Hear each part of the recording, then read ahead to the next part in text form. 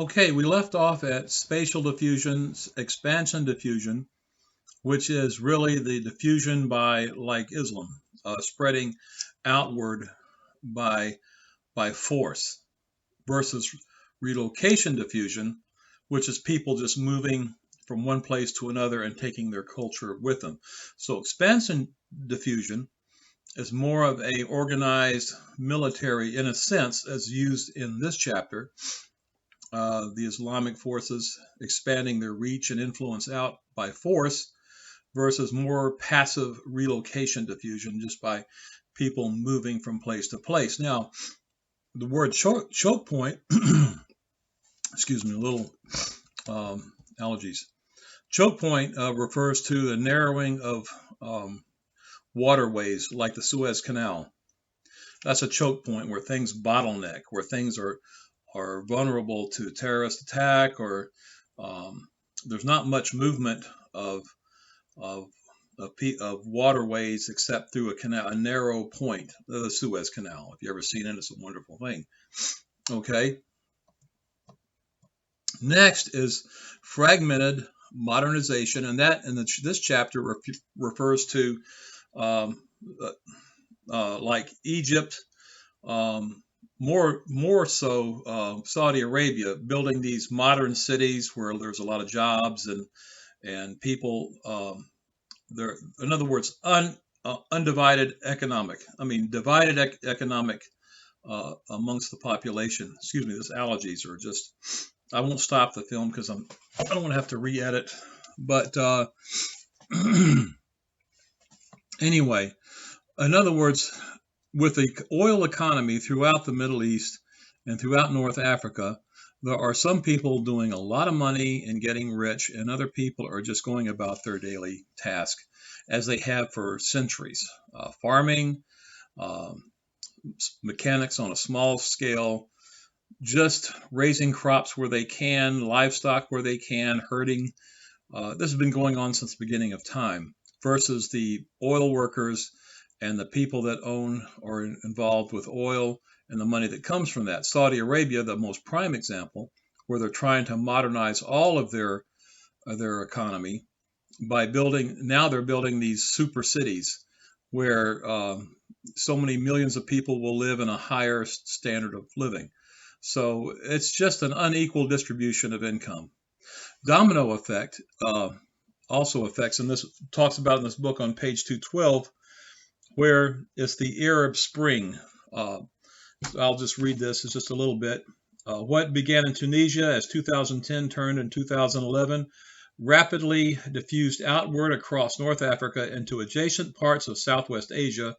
Within a few months, popular uprisings had spread to Egypt, Libya, Syria, Yemen, and Bahrain.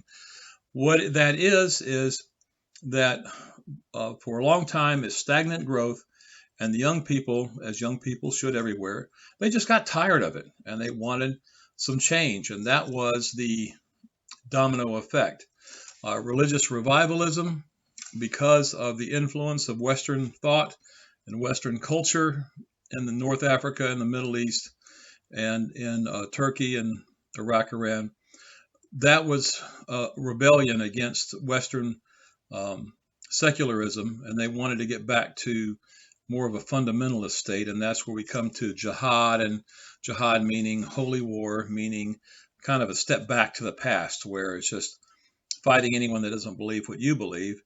And that dovetails into caliphate, which is really the belief of a ruler related to the Prophet Muhammad um, is taking over. Caliphate really was, we go back to the Ottoman Empire. I had that little film clip about that. And the guy that started it, and I forget his name, it's in the film, started in 1299 or something like that. He had this dream about him being a tree and his shadow cast all over these countries, and so he was related somehow to the Prophet Muhammad, and that he was the caliphate. He was it. Everybody had to bow to him. He was kind of a moderate caliphate. It spread all over. It went out through the North Africa and through Southwest Asia, and eventually ended in World War I, where they allied themselves with the Germans. Bad mistake. Anyway, we'll get into that a little later. And then we talk about the Turkish model, and I have many friends on Twitter that are from Turkey, and they're secular. It's an Islamic government, kind of, sort of, but they turned away from the Arabic alphabet and used the Western alphabet. They wanted more of a Western outlook, pragmatism. Pragmatism means go along, get along type of government. So that's all that is, and that's a good model. The Turkish model with the Moroccan model, or they don't mention too much in the book, but the Moroccan model is also kind of secular, although they quote Islamic rulers. They're, in effect, they're more secular government. Now, the rain shadow effect talks about the Tell Mountains in Algeria, and also the High Atlas in Morocco. That's more basic geography. You know, high mountains, the clouds as they rise, they get, they rise. Warm air rises, it starts to cool, it drops the rain on one side of the mountain, then it goes over the mountains and starts down and warms up, and it's dry on one. In other words, it's wet on one side and it's dry on the other, and that concerns the Tell Mountains and the Atlas Mountains. And also the Islamic Front, that gets back in the news for the past couple years. ISIS, Islamic State, so-called, and also the Islamic Front can refer to Israel and Palestine, or the Palestinians, is where they want the Islamic Front to take more. I guess really the Islamic Front more figures into ISIS. Let's just leave it at that. And we have a failed state. That's so much Somalia or Libya. Nothing works. That's all it is. Just nothing works. And environmental determinism also could apply to Somalia or Yemen, where they're totally at the mercy of the environment, of the desert. And so that's that. So we'll just kind of pass on the terms and go over to, let me see. Yeah, I don't want to do that. We'll talk about that. Here we go. Let's look at the whole realm. And you notice the population. Where's the population? Population is along water, along the sea coast here. And we go into Egypt. It follows the Nile. The Nile has two parts. We'll talk about that in a little bit. Down here, not so much. It's just kind of on the Horn of Africa. There's available water, but that's the Sudan, and that's basically because they go along the transition zone from Africa, North Africa, to sub-Saharan Africa. So this is on the bottom end of the Sahara Desert. This is all Sahara Desert here. And of course, Saudi Arabia is just one pancake of a hot area. It's just nothing. There's nothing there except desert. It's just and some oasis.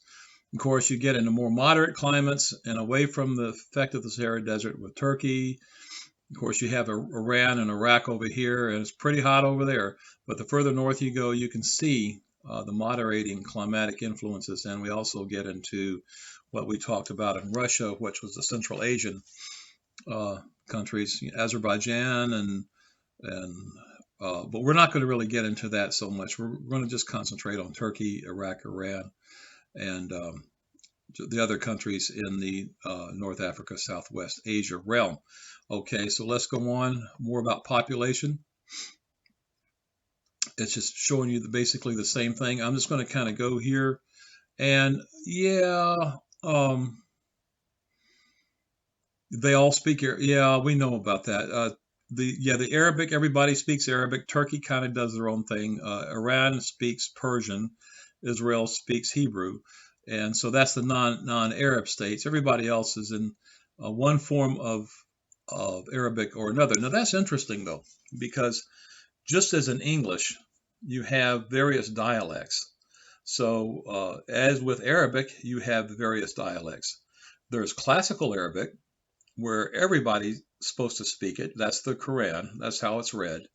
Then you have Arabic, kind of colloquial Arabic, which, let me get rid of this.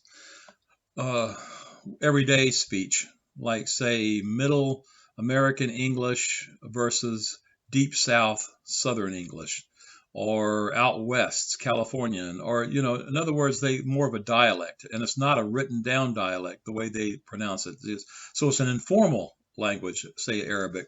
Up here they speak Moroccan Arabic, which I was trained in, and I could speak that pretty good. I got to where, unlike Senegal, which doesn't speak Moroccan Arabic, um, I went to French in Senegal down here when I was overseas, but Moroccan Arabic I got along okay. And still today, I sometimes think in phrases in Moroccan Arabic. I don't know why. It's just that training. We had it for 3 solid months, 6 hours a day. When you train like that, you walk out before you go to your respective sites in country how to speak it. So yeah, I didn't do too bad.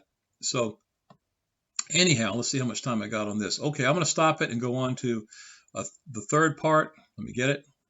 I'll pause it.